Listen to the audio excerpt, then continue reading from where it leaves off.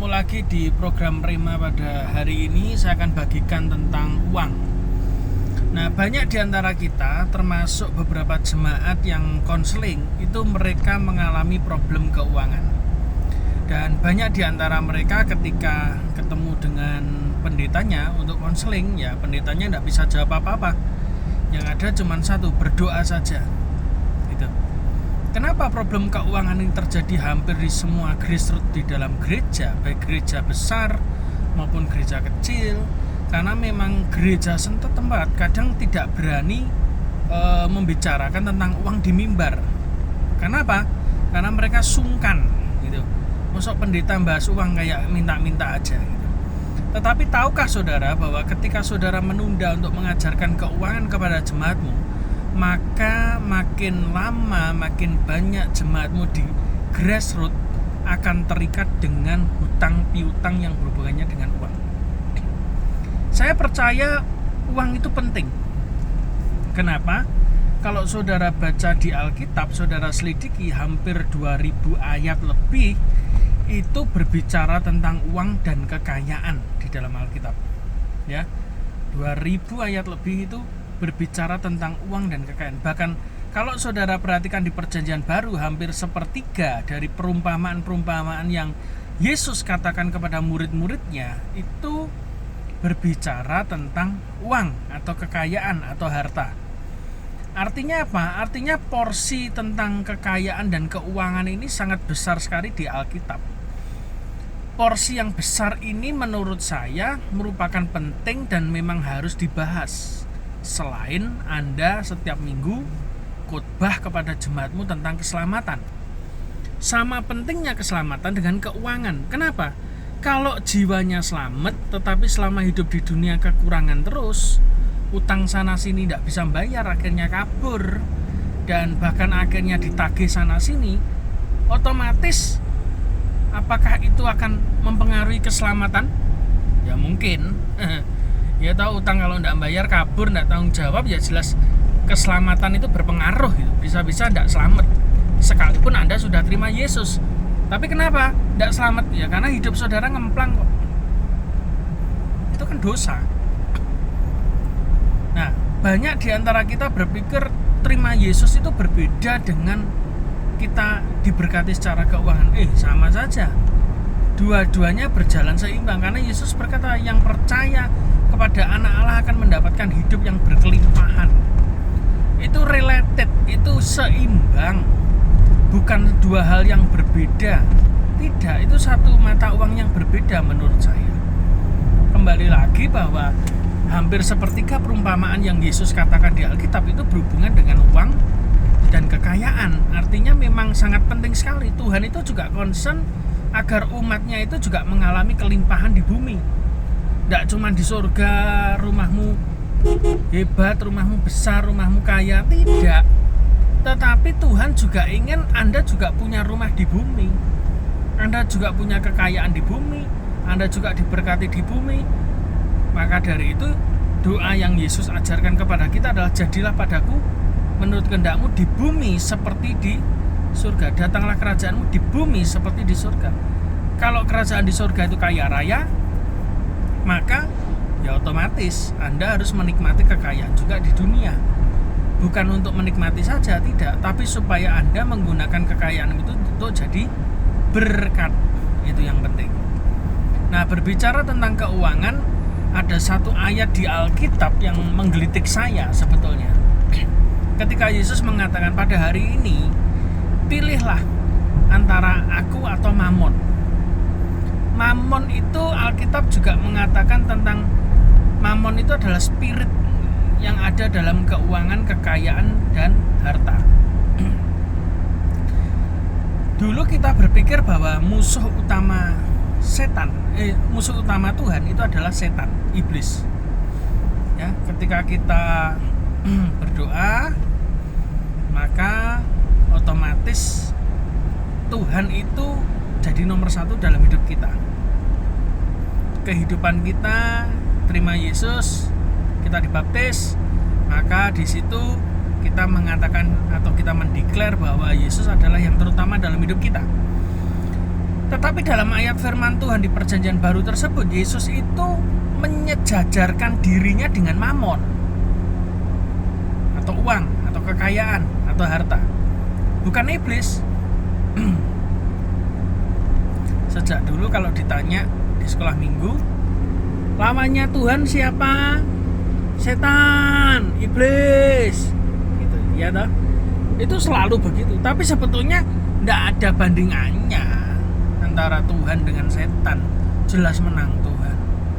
Tetapi khusus di mata manusia, Yesus mengatakan, hari ini pilihlah padamu mamon atau aku. Yesus mensejajarkan dirinya kepada spirit yang satu ini, yaitu mamon, harta, uang. Mamon itu sangat baik kalau kita bisa menguasainya. Uang itu netral. Jadi Anda untuk buat kebaikan, Anda dapat berkat, Anda diberkati, hidupmu diselamatkan karena engkau berbuat baik dengan mamon. Yang saya tahu, kalau saudara pakai duitmu untuk sesuatu yang tidak benar, Anda juga bisa tidak selamat. Contoh, berjudi. Anda beli perempuan, jatuh dalam dosa, mabuk-mabukan dengan mamon yang sama, Anda membawa diri Anda sendiri masuk dalam jurang maut. Jadi mamon itu sifatnya netral. Sesuatu yang netral, kenapa Tuhan itu bisa membandingkan dirinya sejajar, bahkan merendahkan dirinya sejajar dengan mamon di hadapan manusia? Kalau saudara perhatikan, memang persepsi kita selama ini salah ya, bahwa Tuhan itu musuhnya setan. Tidak. Musuh Tuhan bagi kita sebetulnya adalah mamon. Contoh, orang yang dulu miskin berdoanya kencang, ibadahnya kencang, pelayanannya kencang. Tapi ketika bisnisnya maju, pekerjaannya luar biasa, uangnya tambah banyak, ketika dia melayani Tuhan, nggak usah melayani, ke gereja aja, ketika dia harus ke gereja, maka yang terjadi adalah dia lebih memilih pekerjaannya. Repot, tokonya repot, bisnisnya repot, orderannya repot, banyak sekali. Kenapa bisa begitu? Ya itu yang dimaksud oleh Yesus, bahwa dia mensejajarkan dirinya dengan mamon. Karena manusia itu yang dilihat adalah mamonnya. Kalau sudah dapat mamonnya, dia lupa Tuhannya. Saya berharap saudara yang mendengarkan ini tidak seperti itu. Contoh yang kedua, kalau saudara masuk dalam satu tempat gitu, ya toh, Anda ngelihat setan, wah saudara kabur pasti, ya toh. Apalagi yang jirih-jirih itu, begitu lihat setan, wah Anda pasti lari, kabur, takut. Tetapi kalau dalam satu ruangan tiba-tiba ada satu gepok uang 100 ribuan yang nilainya 10 juta, itu kan mamon. Anda kabur ataukah Anda datang malah cepat ngambil mamonnya? Nah, sama, ya toh. Aneh kan? Kalau Anda lihat setan, Anda kabur. Lihat mamon, Anda malah deket, malah membawa mamon itu pulang. Itu loh sebabnya Yesus itu menyandingkan dirinya tuh dengan mamon. Di hadapan manusia, ya mamon musuhnya Tuhan, bukan setan. Setan itu dijauhi, tapi kalau mamon itu didekati, itu masalahnya. Karena itu ada satu kejadian ketika Yesus itu bertemu dengan anak muda yang kaya raya. Dia tanya, tergantung kamu ikut aku enggak? Lakukan seluruh firman Tuhan. Dia dengan tegas dan jelas loh mengatakan, aku sudah melakukan semua hukum Taurat. Wah, keren. Murid Yesus saja masih banyak pelanggaran loh hukum Taurat. Tapi pemuda ini mengatakan, semua hukum aku sudah melakukan. Saya percaya bahwa anak muda itu memang melakukan seperti yang dia katakan. Kenapa? Karena dari mulut Yesus tidak ada perbantahan. Yesus mengatakan apa? Benar katamu, kamu melakukan firman Tuhan.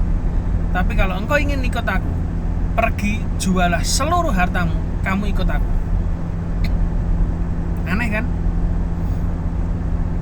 hanya disuruh menjual hartanya tok, tidak dibagi-bagikan loh, tidak kayak Sakius loh. Ini disuruh pergi, jual seluruh hartamu, kamu ikut aku. Hanya disuruh jual saja, disuruh jual mamonnya saja, yang akhirnya juga dapat mamon juga sih, dapat duit kan. Hanya berubah bentuk dari benda menjadi uang, itu aja. Disuruh itu, anak muda ini berkata apa? Tidak mau. Dan Alkitab berkata, pergi maka sedihlah hatinya. Karena apa? Mamonnya banyak, hartanya banyak. Kalau Anda hartamu banyak karena Tuhan, jangan sampai Anda ini sedih kalau hartamu itu disuruh jual sama Tuhan, dan untuk ikut Tuhan lebih sungguh-sungguh. Saya ngajari saudara, Anda diberkati Tuhan berlimpah-limpah. Anda diberkati dengan uang yang sangat banyak, kekayaan yang sangat banyak, emas yang sangat banyak. Tapi jangan terikat dengan itu. Kuasai mamon itu untuk engkau pakai dalam pekerjaan Tuhan. Jangan gunakan mamon sebagai tuan, dia akan jadi tuan yang jahat. Kamu akan menjadi hamba mamon yang terbaik ketika engkau menjadikan mamon itu tuan di atasmu. Tapi kamu akan menjadi hamba Tuhan yang baik kalau kamu menempatkan mamon itu sebagai hamba di bawah kaki. Jadi pilihannya cuma dua. Kamu mau jadikan mamon itu tuan, ataukah kamu mau jadikan mamon itu hamba?